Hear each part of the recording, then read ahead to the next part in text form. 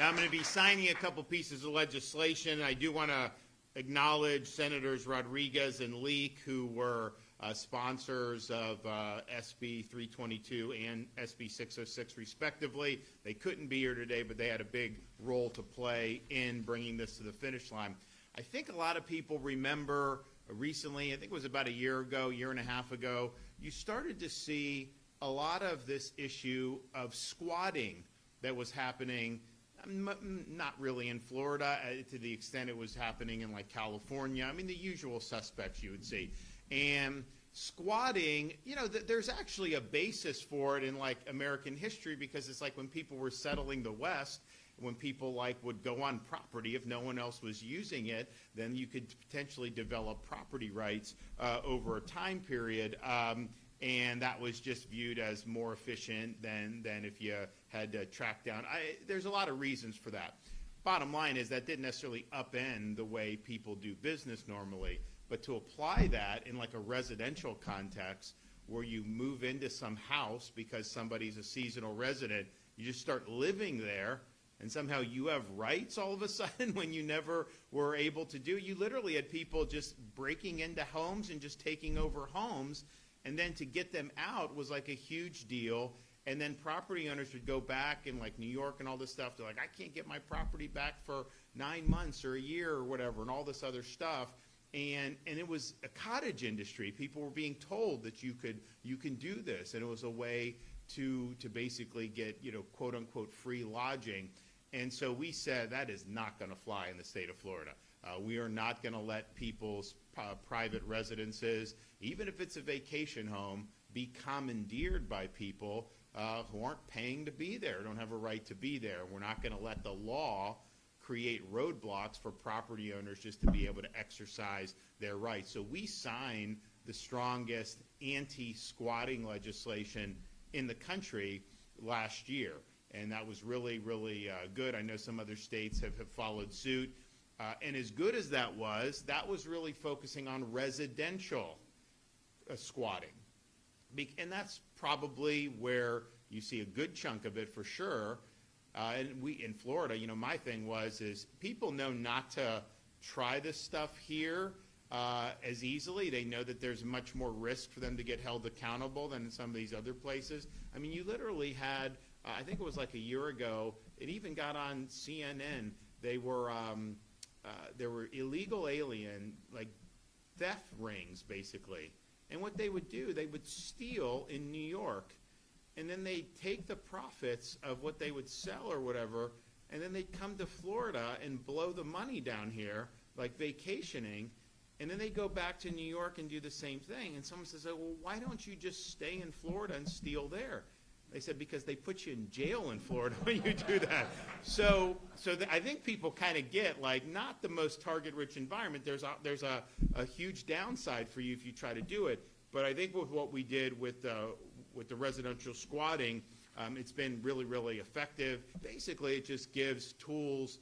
I mean, you obviously if you have a right to be there, you're going to have due process to be able to show that you have a right to be there. But I mean, this stuff does not require like an O.J. Simpson trial, right? I mean, like literally, you're either there or you're not legally, and it should be very easy to establish. And so what you don't want is to create all this cumbersome bureaucracy so that incentivizes people to do this, knowing they don't have a right to do it, but also knowing that they can buy themselves 6 months, 9 months, a year just by all the time this goes. So on the residential, we really made it so that our local law enforcement has the tools they need to be able to evict people out of private property who don't have a right to be there.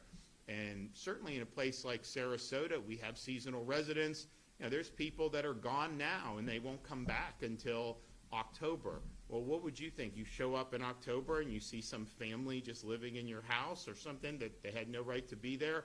I think you would want to just call the sheriff and say, hey, I've got somebody squatting in my house. Can you take care of it? They take care of it, and then you get to use the property. If we had California laws, you'd basically be SOL for 9 months. Like, you would have no easy recourse there. So I'm really glad that we were able to do that. Now, after that happened, people said, well, you also have issues of squatting on commercial property as well. And so one of the bills I'm signing today, Senate Bill 322, that creates similar expedited procedures for unauthorized individuals occupying commercial spaces. So this provides those property owners with a streamlined process to regain possession of the property that is rightfully theirs. Under current law, the remedies to remove unauthorized applicants or occupants of a commercial property can unfortunately be lengthy and time-consuming, which then incentivizes people to take advantage of the situation. And we're not going to allow that to happen. We're not going to create those perverse incentives. So this offers commercial property owners a more efficient means to reclaim possession of their properties from unauthorized occupants. And there's a lot of things in there that I think are going to be very positive. And I know, even this is really all over the state where some of this stuff needs to be used, unfortunately. So you're going to be able to get that done, and I'm really, really excited to be able to sign that. I'm also signing SB 606, which strengthens the rights of hotel and motel owners when dealing with guests who are uncooperative or not paying their bills. The bill clarifies language in current law that a guest stay at a hotel, motel, vacation, rental, bed and breakfast, or timeshare is considered transient unless a written agreement states it is the guest's sole residence. Now, it does happen sometimes where someone will just have a residence at a hotel or motel. I mean, it's not a lot, but it can happen depending on where they are, what station in life they are. But that's definitely the exception, not the rule. And unless that's written down, we're assuming that this is for transient purposes. And I think what we've seen is hotel guests just not pay and squat in the hotel. This forces the owner of the hotel to go through basically a traditional eviction process, like if you stop paying your rent in some apartment or didn't fulfill the obligations of your lease. Staying at a hotel, you're there, you're either paying or you're not. And if you're not, it shouldn't devolve into some major landlord-tenant dispute. The person should just be escorted off the property and leave. So I think this is going to be something that's going to be really good for our economy. Property rights are really important. If you don't have private property rights, you cannot have a free society. Our founding fathers believe that. You have to have things that are outside the control and direction of the government. That's part of the reason why we're so interested in taking on property taxes, because I think if you own your home, at some point for them to tax you for decades on property that you've already purchased and own outright, that undercuts the idea of having private property rights. And so we're fighting that fight, and we're going to continue doing a lot on that in the coming days, weeks, and months.